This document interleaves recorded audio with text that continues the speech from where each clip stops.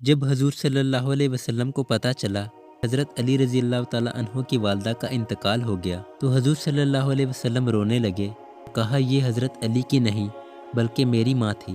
حضور صلی اللہ علیہ وسلم نے فرمایا، جب میری والدہ کو غسل دینے لگو کفن پہنانے سے پہلے مجھ سے پوچھ لینا۔ جب عورتیں غسل دے کے کفن پہنانے لگی تو وہ حضور صلی اللہ علیہ وسلم کے پاس گئیں اور پوچھا کہ حضور کیا کرنا ہے؟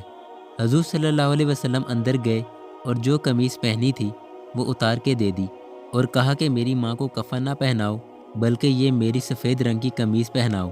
نماز جنازہ پڑھ لیا اور دفنانے لگے تو حضرت ابو ذر غفاری رضی اللہ تعالیٰ عنہ فرماتے ہیں کہ حضور صلی اللہ علیہ وسلم نے پوچھا کہ قبر صحیح بنی ہے؟ تو آپ رضی اللہ تعالیٰ عنہ نے کہا جی حضور صحیح بنی ہے۔ تو آپ صلی اللہ علیہ وسلم نے کہا لگتا تو نہیں؟